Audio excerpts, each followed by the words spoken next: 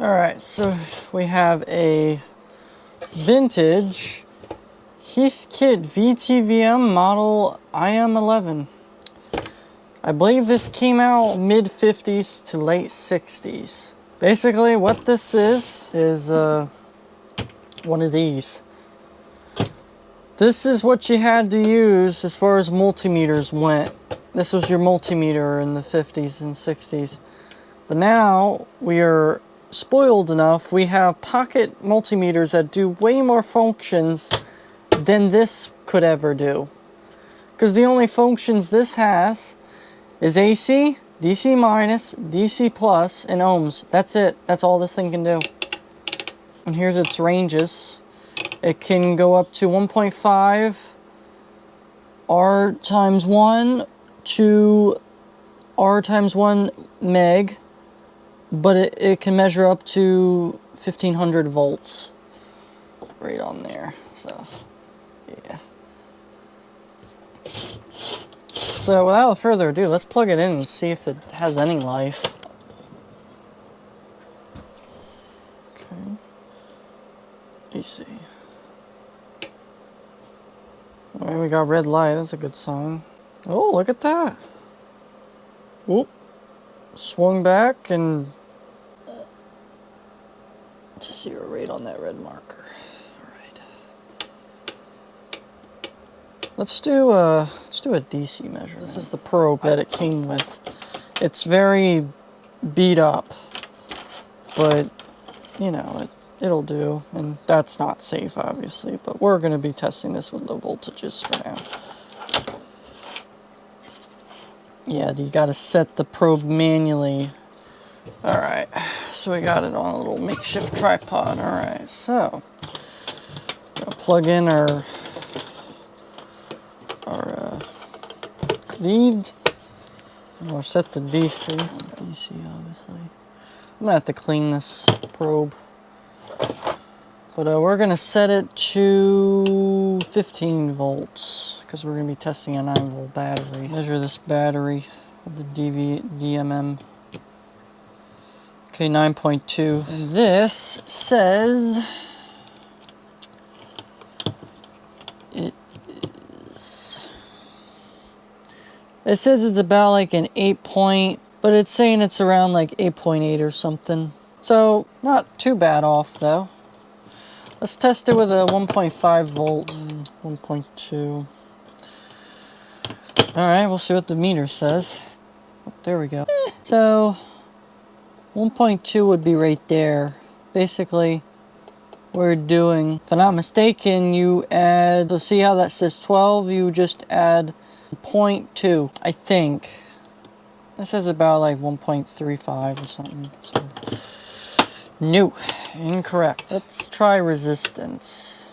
We'll do 10 ohms. You know, we'll do 18 ohms. Got one of these bad boys here. I'll test it. Oof, 23 ohms. That's one up in value. Alright, well now we know what it measures. Did not make it any. It'll be right there. It's not. It's going the opposite way. This thing might need some service. Incorrect. Maybe it was 10 times. I did leave a battery in this. It's probably dead. Alright, we're gonna shut this thing down. I've seen enough. It needs some checking. I'm thinking the battery in it's probably no good. Very easy to open up. Just 2 screws in the back. Don't take that one out because that's for the battery holder. It should just slide out. There we go. Just like that. And I did leave a battery in it. The battery might not be any good. 2031, that's good for. 1.5, still good, so that ain't our problem. Put that in there. Then you put that over that, and there, just like that. That's loose. We don't like loose. That's good. I'm gonna check for ripple on this capacitor, this mini mite dry electrolytic, 16 microfarad at 150 volts. Let's see. The directions say coupling, set the channel to AC mode. Coupling to remove the DC component, allowing for higher sensitivity. 20 millivolt DC. Oh, I guess I said it. Bandwidth filter, enable the 20 megahertz bandwidth filter. Limit to 20 megahertz bandwidth limit on the oscilloscope to filter out high frequency noise, not considered part of the fundamental ripple. Measurements use the scope's measure function to determine the V, P, and P and frequency of the ripple. Well, I have to do it the old-fashioned way because, well, this is not a modern scope. This, oh, okay, that's what I wanted. That. Our probe's in ×1. ×10, okay. So that's a ripple. 0.5 volts. Ooh, that's not good. 0.5 volts for that. That's pretty shit. 0 volts AC. How much do we got for DC then? Like 150. Oh, 64. Oh, 50 to 70 volts. Okay, yeah, that's correct. Well, I'm gonna change out this capacitor anyway because it's old, and I actually do want to keep using this VTVM. And this thing's just gonna drift over time, so gonna shut her down. Prepare it for a recap. Already drained. I didn't even hold much power at all.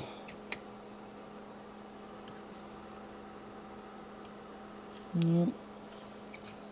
That barely held anything. We are back. It's the next day. The camera equipment decided it wanted to die, and the microphone also died really quickly. The time is currently 7:43. So we're going to continue on this. I have my parts kit in. I'll be replacing the Daystrom mini mite dry electrolytic 60 microfarad 150 volt capacitor. Capacitor is dated 1963 of the 47th week of 1963, so pretty old. We are also going to test it too. Let's test it actually. Oh, that could have been bad. I plugged in the fucking piece of test equipment we're working on. Fuck. This is to the capacitor tester. Damn, that could have been bad if something was shorting out on that. Whew. Dodge that bullet. Fuck that. Alright, so we're fired up. Let's test for capacitance. Set it to bridge. We are on the ×1 scale of the capacitance meter, and we're reading this meter right here, this diagram right here. So it's a 16 microfarad. It should be like right around there. So let's see if we get it. Oh no, the capacitance is quite high. This capacitor is measuring about about maybe 37 microfarads. That's pretty bad. Let's see if the leakage, if it's got leakage. 6 volts, 10 volts, 15 volts, 25 volts, 50 volts, 100 volts, 150 volts. Well, it's got no leakage. It's quite healthy. See what happens if I set it to mini-letic, which, if I'm not mistaken, the term mini-mite means mini-letic. Let's see. 10 volts. Good. 15 volts. Good. 25 volts. Good. 50 volts. Good. 100 volts.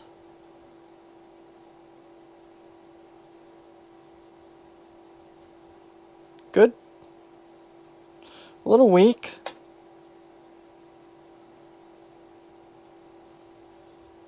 $150.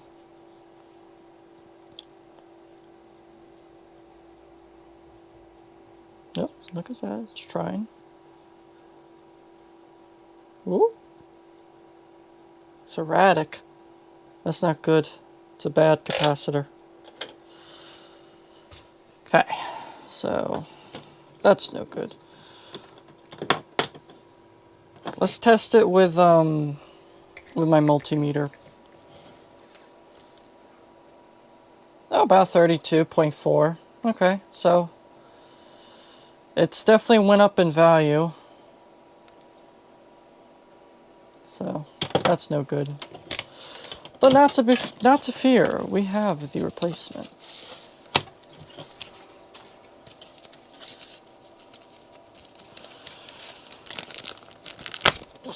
So I'm replacing with a 22 UF.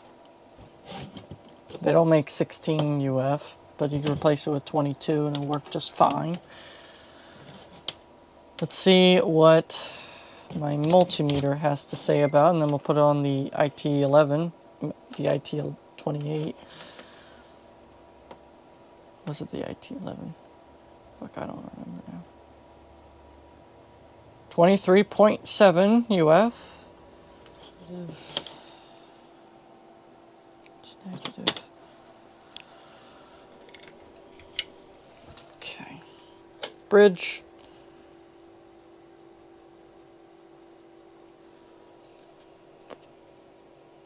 $20, $21, $22, $23. Right on the money. Okay. Discharge. Leakage. 6 volts. 10 volts. 15 volts. This is going a lot quicker than the old one. 25 volts. 50 volts. 50 volts. It's doing it.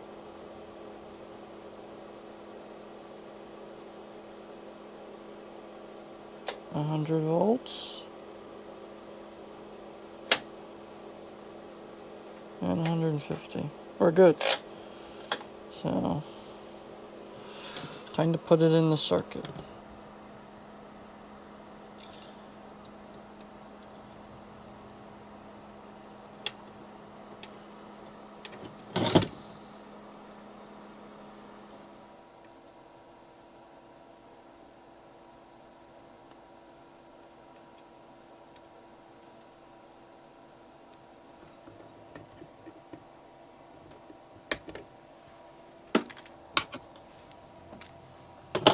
Alright, new capacitor in place. I'm good. Now we're going to change out the this rectifier. Look at that. Barely soldered in. I'm going to touch up all this. Look at this. There's like barely any solder on any of these traces. Replace that. 1N4005. Mistaken. We want this diode. Change that out. This rectifier.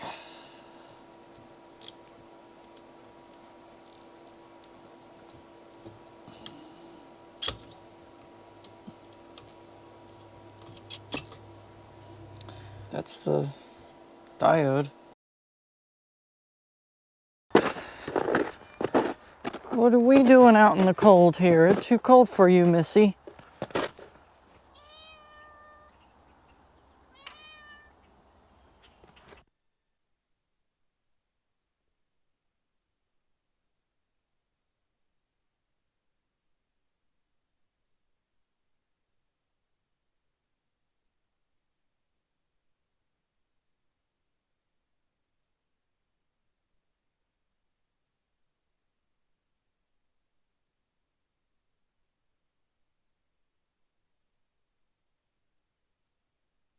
Before we button this up and put it back together, there's one more thing I need to do. Before we put this back together, I need to desolder the plus battery lead that goes to the control mode switch. Because we're not using this battery cup no more. We're not putting a battery in it no more because we'll be modifying this. So, I'm going to take that wire out of there. There we go. And put it there. Yep, just like that. So now we have it back together. We need to drill a hole right here, which shouldn't interfere with anything on the board.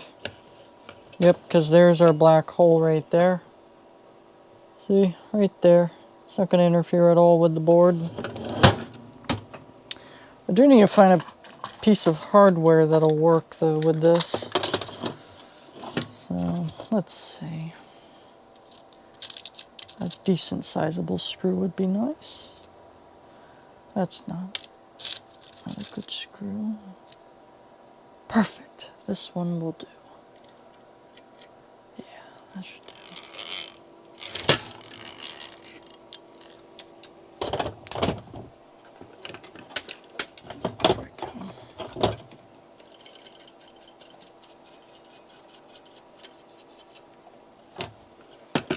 Now we should be able to put that in there.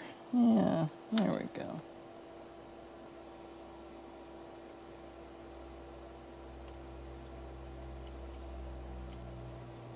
Perfect.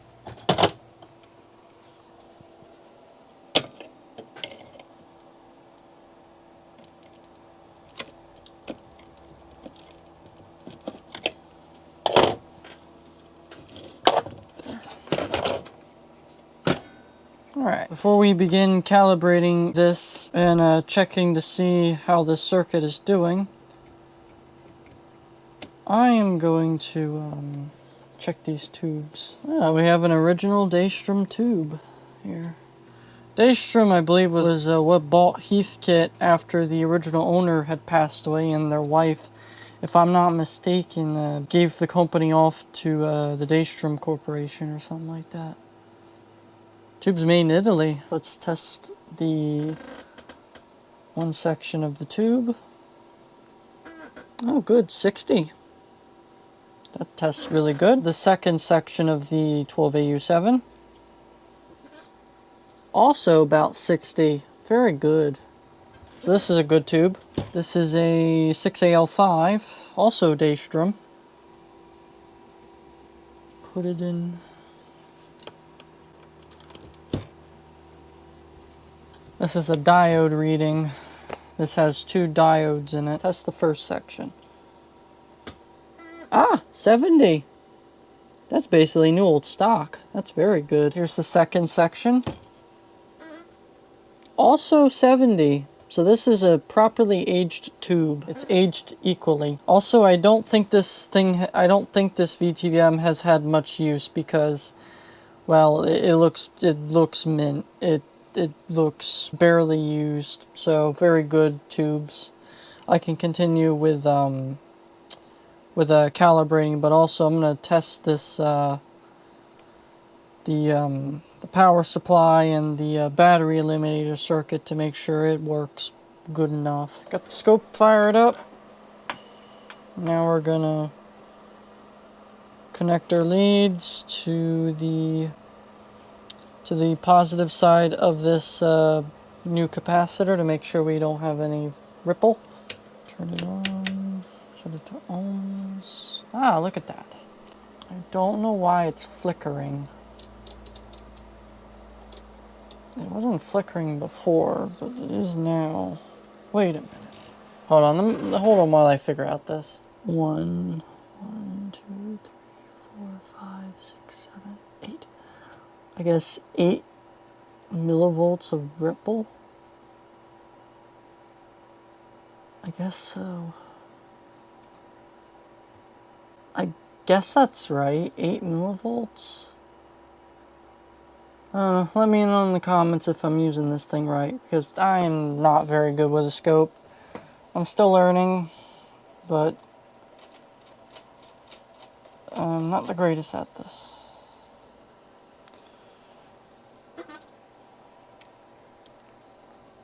Okay, so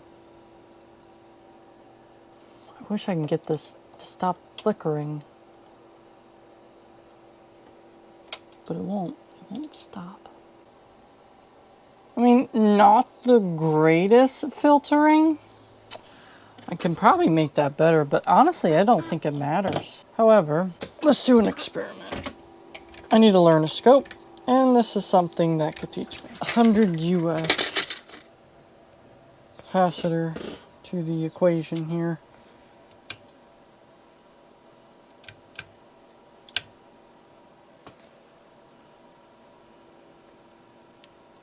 Added a little bit more, but not much. I wonder what happens if I add... Oh yeah, that added more capacitance to the circuit. Now it's cleaned up that quite a bit. So if you add more capacitance, it cleans up the AC that's going into that battery eliminator. So now I have low ripple, a little bit lower ripple, but still pretty bad ripple. Alright, I'm going to add a 470. Theoretically, that should do it. 16 volt. Oh yeah. Look at that. Much cleaner ripple. Very good. What if the voltage is the same?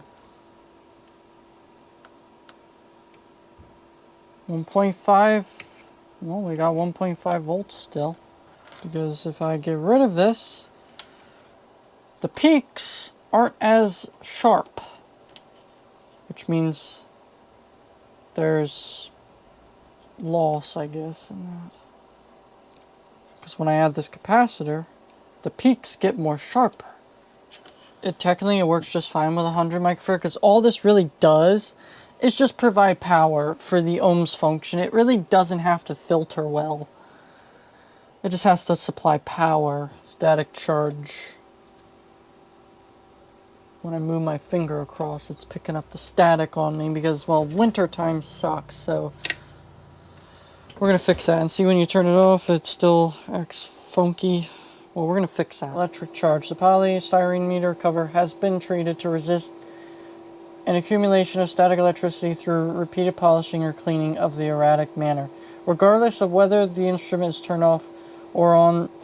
This condition can be corrected quickly. Apply a small quantity of liquid dishwashing detergent to a clean soft cloth and wipe the surface of the meter cover. The accumulated electrostatic charge will immediately disappear if it is not necessary to remove the cover for this correction. Alright, well, we're doing that. Dishwashing soap. Dawn, you never fail me. They say it's supposed to do something, but is it really?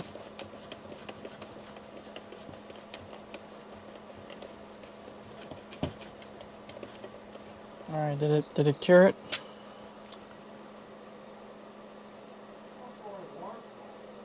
I believe that did it. I guess adding dish soap in the meter was the old school way of preventing static charge, I guess. Anyway, we can proceed with our calibration. Turn the instrument off and make sure the mechanical zero position of the meter pointer is correct. If not, adjust as follows. I already did that. Zero address. Set the function switch to DC plus. We are on DC plus. Close check operation of the zero adjust control. Turning this control should move the meter pointer part way up scale. Set the pointer to 0 at the left side of the scale and check for zero positioning. When the function switch is changed to DC minus, it should be possible to attain a zero adjust control position. It'll permit the meter pointer to remain stationary when switching from DC plus to DC minus. Okay. We're gonna go set that to there. Good right there.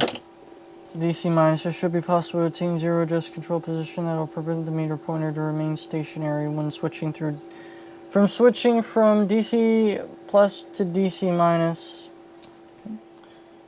DC minus, DC plus, DC minus, DC plus, DC minus, DC plus, DC minus, DC plus. I mean, it pretty much works. Position output. If there is an appreciable zero shift of more than 2 divisions on the scale, it should be regarded merely as an indication that additional aging of the 12AU7 tube is required. This aging can be attained by leaving the instrument turned on for a period of 48 hours or more, or through continued use of the VTVM with periodic calibration. Alright, DC calibrate. Insert the test lead phone plug, set the function switch to DC plus, the range switch to 1.5 volt, and the probe to DC. Connect the probe and common test leads to the flashlight cell supplied and adjust the DC calibrate control so that the meter pointer falls directly over the small red dot. 1.5 right there. So that's pretty well calibrated. Don't use what the hell they tell you. I was calibrating this using different voltages like 1.3. If I lower the voltage to say 1.0, 1.0, right there.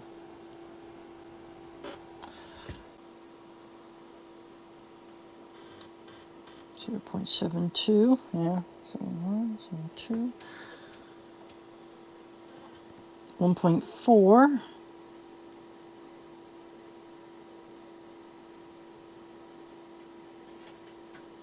1.52, 1.5,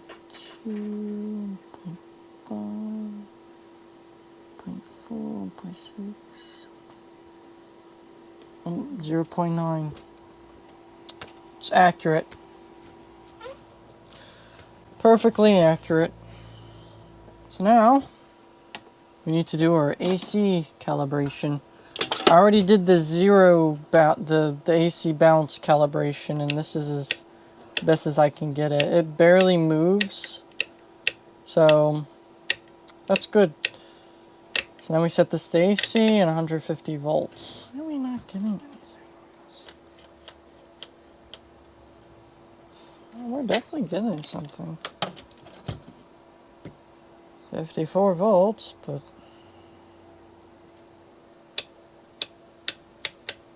testing this lead, there should be 13 volts on this coming out of this jack, which would be going in the meter if it could detect it.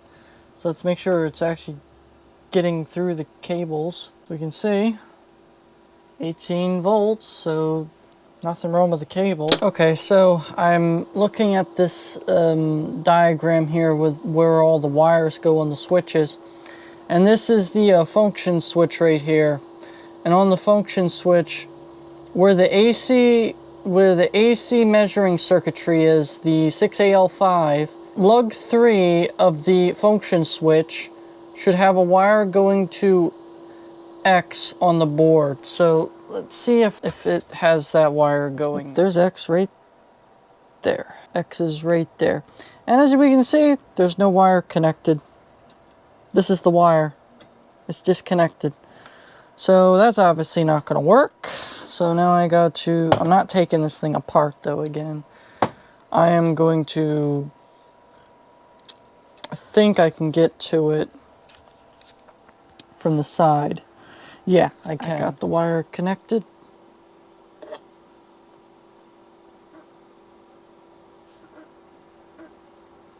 So that should make the AC function work. So let's try. We should have AC function on this again. Perfect. Our AC works. We'll do 120. 120. But I'm mistaken, 120 is supposed to be there. So that's not correct. We need to adjust our AC bounce pot until it reads 120.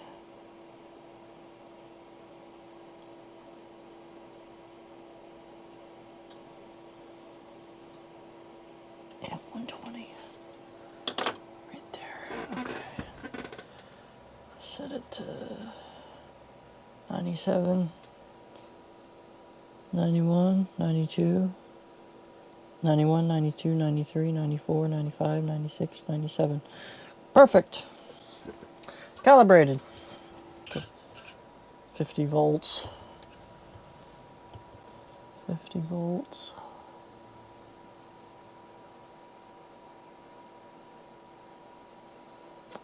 Forty-three, 46, 50.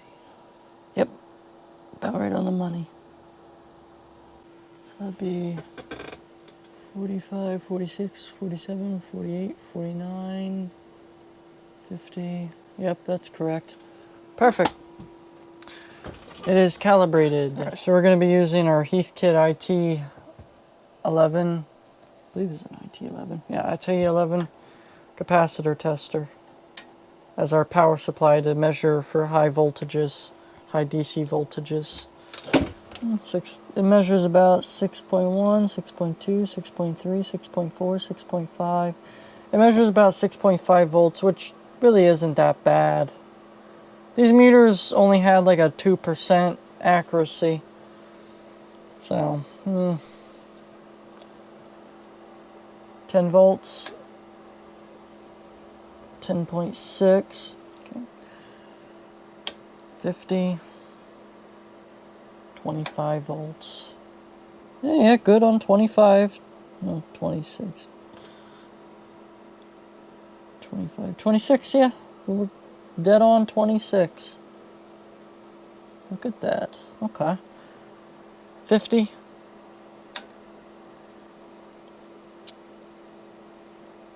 Not really on 50.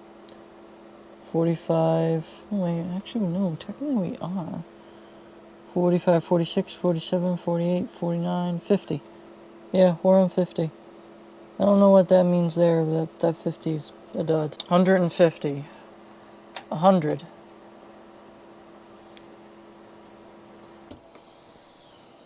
Okay. 150.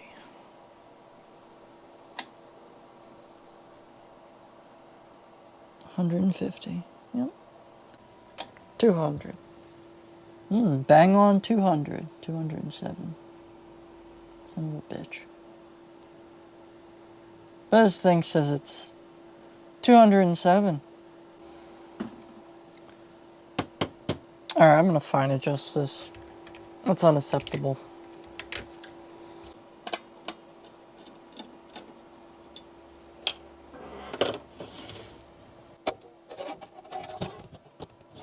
DC count, no control. Okay.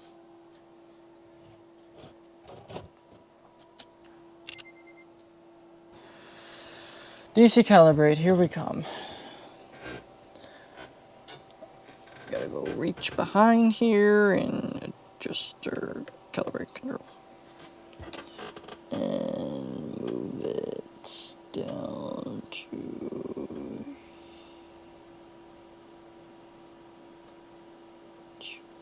207. 207.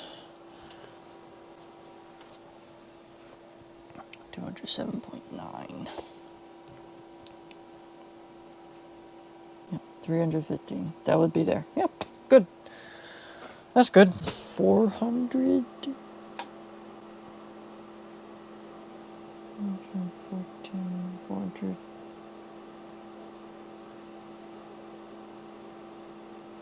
413 would be that. Yeah, 413 would be that one. I must not be understanding this at all.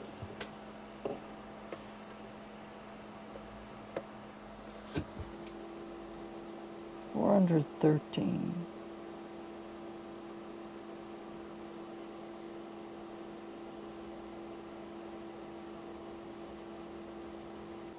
$41, $42, $43, $44, $45. Close enough. 513. Alright, that's good.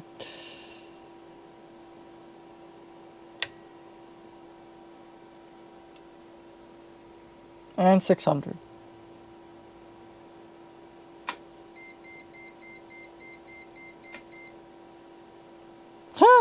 can't read 600. Apparently this meter cannot even read 600 volts. So this meter is already obsolete compared to this. This can read 1500 volts, but this can't even read 600. So this is already a good reason why I need this.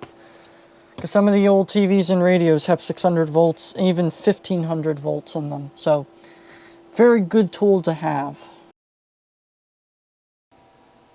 Alright, so we have the Heathkit VTVM model IM-11 put back together. It is done. Let me show you the controls here. Keep in mind, I can't get this stuff off of this meter, so I'm going to have to sand this down with some 1000 grit sandpaper, wet sand it, get this, I think it's glue, off of the meter.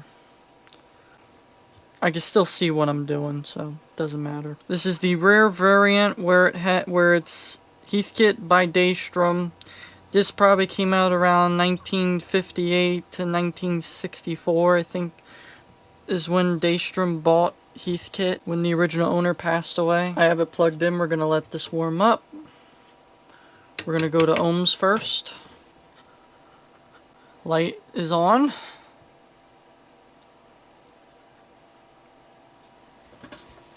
Meter deflects. Goes right to that red mark, indicating it's properly calibrated. Let it warm up a bit. I have 2 resistors here. I have a 120 ohm. Oh, I should have done it like this. 120 ohm.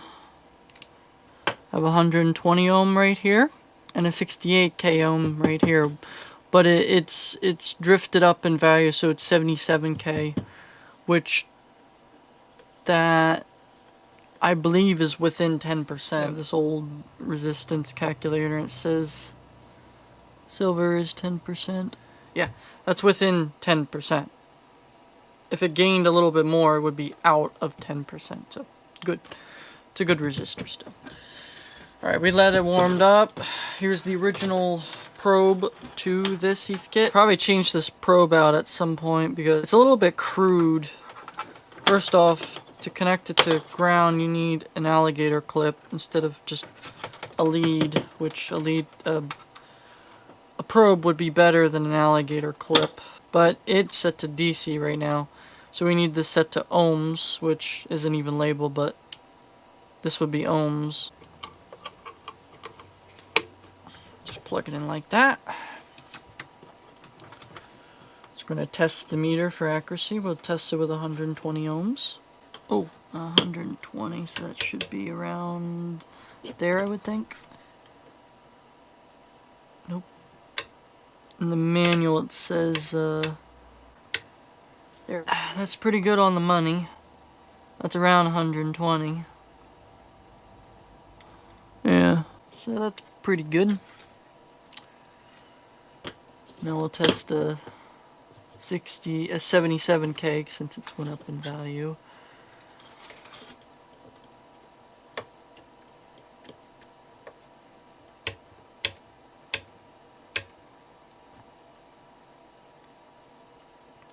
Oh, full scale infinity.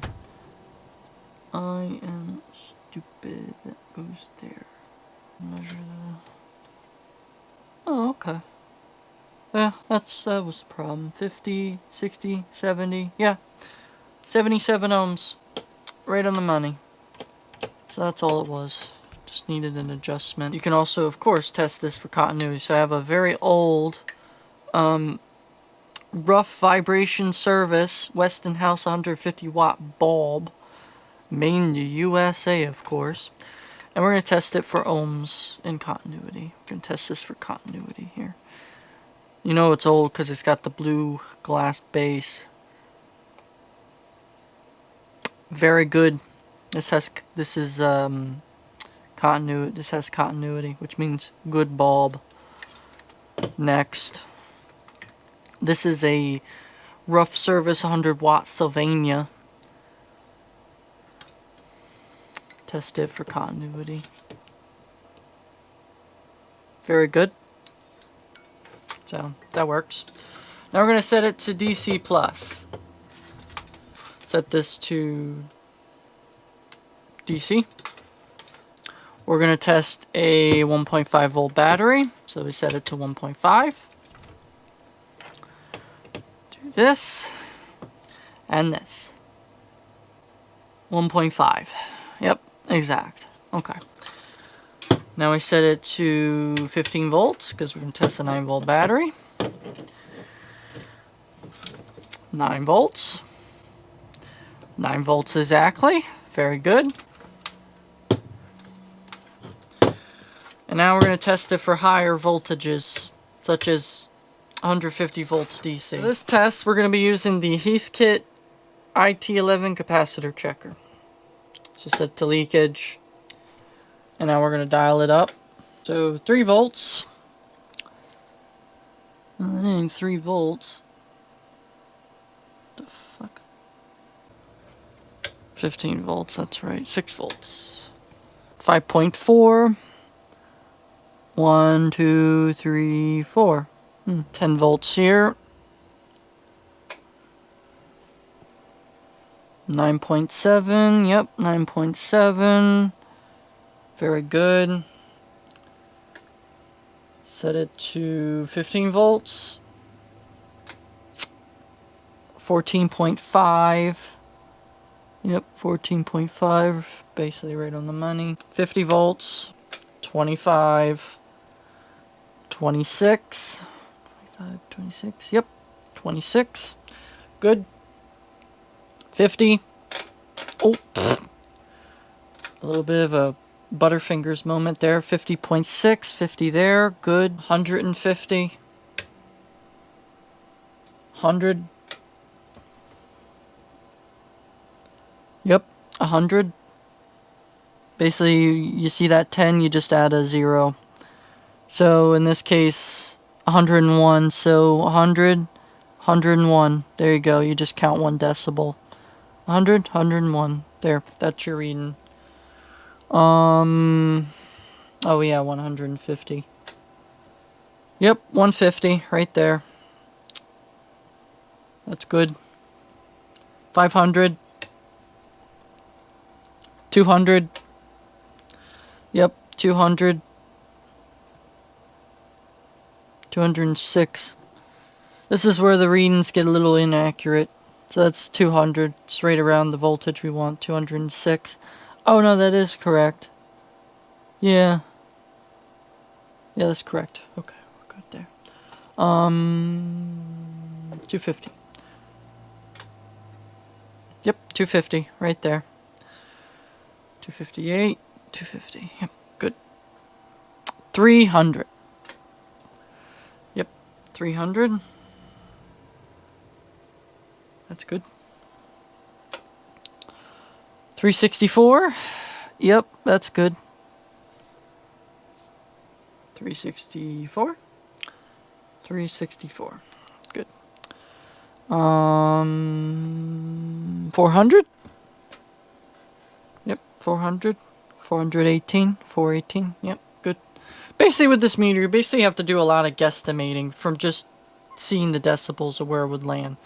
Like, obviously, if you were expecting a circuit to be, say, 200 volts, or no, 418 volts, but you get a reading, like, right around 250, well, you immediately know your circuit is lost its voltage, has lost voltage. So, these meters were mainly guesstimating. You had to use your brain to figure this shit out. It wasn't all that easy back then. 460 volts. Yep, 460 right there. Good. 500 volts. Yep, 500 volts right on the money. 513. Yep, you basically be guessing there. 600 volts. And watch the obsoleteness of this meter compared to this 60 something year old meter. Alright, here we go. This modern day digital multimeter can't even read 600 volts. But this one can. That's where the usefulness of having one of these comes from.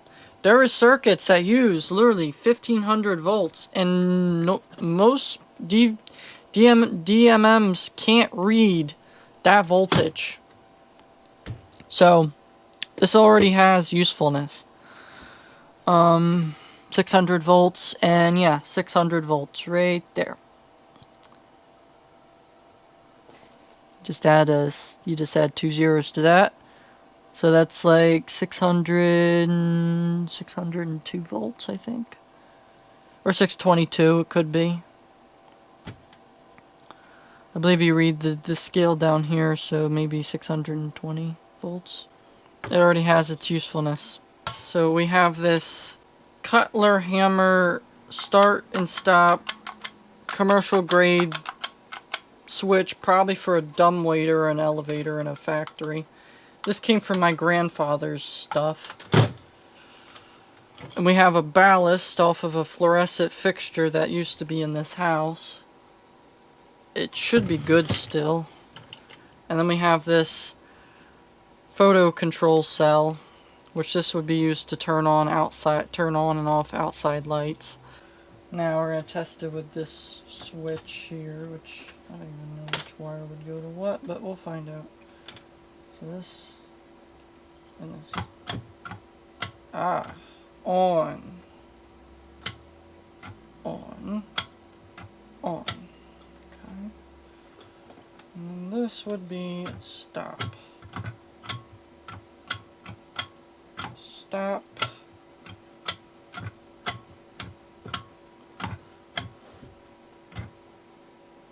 Yep. Stop would be off. Okay. And then this would be on.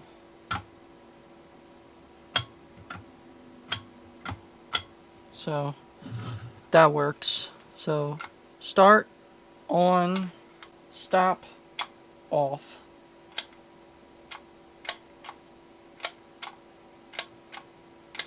Okay. So next, we're going to test this this photo control cell by Precision Multiple Controls Incorporated. Photo electric control for outdoor use. It's a model T15. It's a 5 amp one. 5 amp ballast load rating. This is something I got from my grandfather's electrical stash. He used to be an electrician way back in the day. And this is probably something he either replaced or he had salvaged from something, because it's been used. So let's see if it's even any good. First off, we need to turn on the meter. We also need to turn off our space heater, because as you're about to see, it does actually affect the meter readings because it's taking power from the house. And I bet you that meter moved some. Yep, it did. It moved a bit. Okay. Now for this test, we need to set this to, I guess, there. So now we take our, I think it's black lead, and there we go. There we go. Okay. These things are supposed to turn off lights and then turn on lights in the night. So this would be simulating nighttime. And as you see, it's gone to infinite, which means open? If I'm not mistaken. Yeah, that would be on right there. These shorted would be on. That would be the on setting. So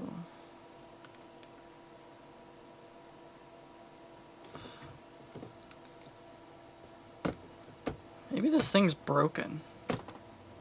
I mean, it works, it does something, but I don't think this is actually used for what I thought it was. This is probably used as some kind of garage door sensor, or it had some other use. It's also probably broken. But let's test it with a different one. I have this new in box crown for Honeywell C554A CAD cell assemblies. These, I believe, were for furnaces. And here's the other lead.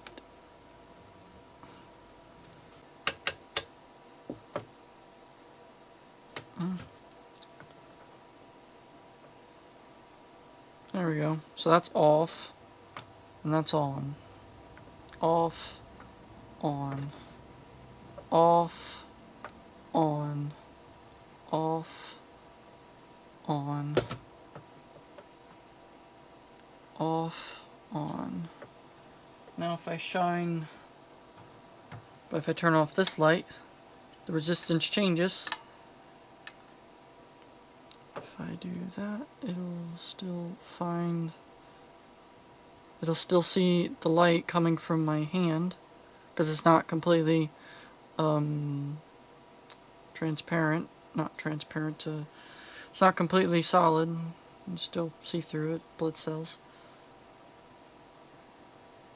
Yeah. So that works. Testing this old ballast.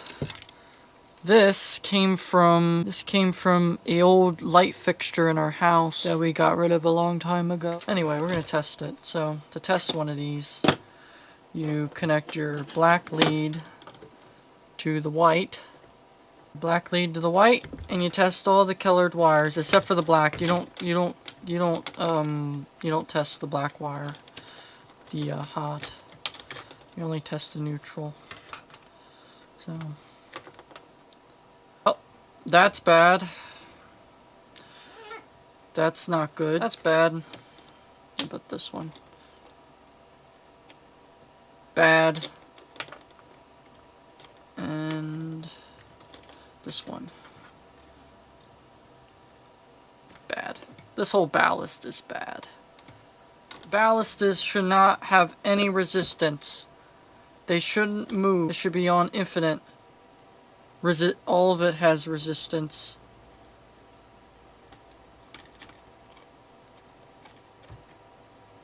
No good. So I've been keeping a bad ballast for 4 fucking years. So much for that. This is one of those rare multi-stage ones. So if you wanted to turn some on with this pressed against, there you go. But if you want it to be on already, but you need something to press it down to turn it off, there you go. This is like commercial grade micro switches. I've never seen a micro switch like this. I believe these are for timers or car related things. Here's a switch. I actually wonder if it's a push on instant or you have to keep it pushed in to turn it on. So let's see. Okay, so that's on, off, on, off, on. That works. That's actually definitely a useful switch. I'm gonna get one more thing. What's in here is what we're gonna test. If it's even in here anymore, I don't know.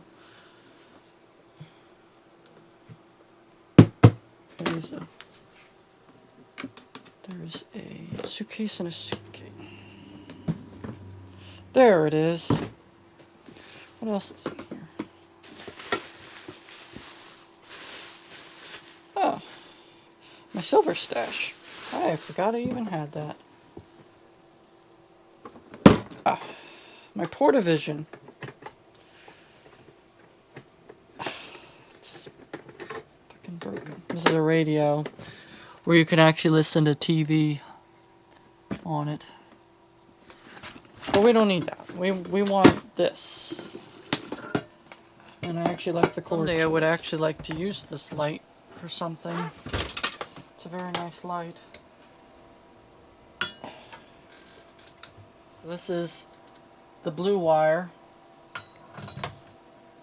And this ballast isn't great, but it's not good because it should show no resistance. This should not move at all. If it doesn't move, very good ballast.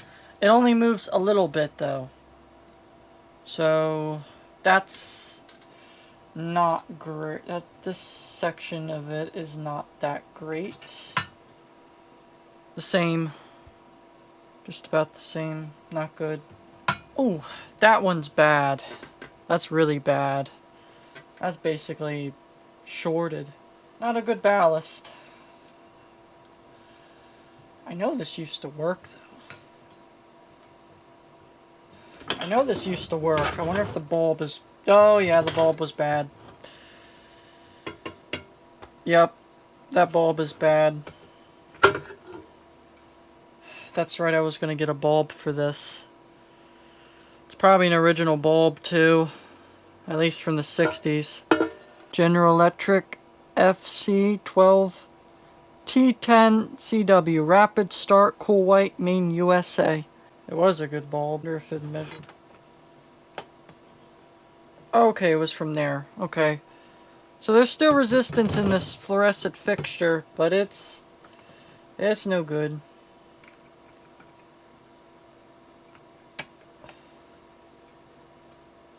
It was a good bulb until it broke. I found this in an old abandoned duplex house in a hallway where somebody had a whole pile of these old fixtures, and I took it because it's a nice fixture. Very nice light.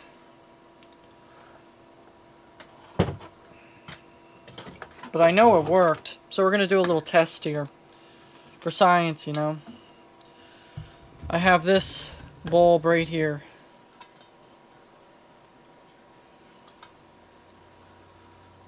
Oh, that sucker's hot.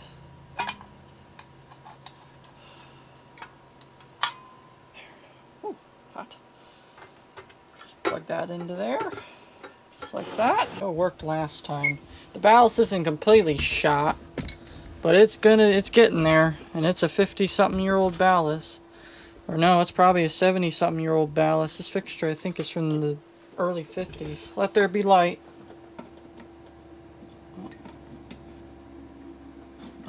There we go.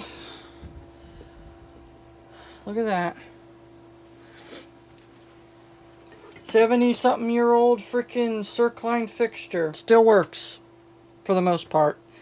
This ballast will go bad eventually now that we've tested it with the VTVM, but the fact it still works is quite fascinating. Get back in.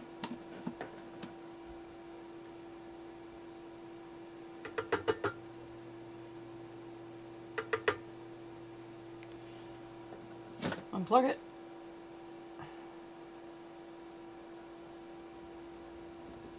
Plug it back in. It takes some time to start. As you see, it's not really rapid starting like it's supposed to. You kind of have to jump start it with the cord, or you just tap it. That works too, which is weird. Which I almost wonder if it's a bad connection. Original bulb back in. It's a thick glass bulb too. Very thick. That's how you know this is an older bulb. It's very thick glass.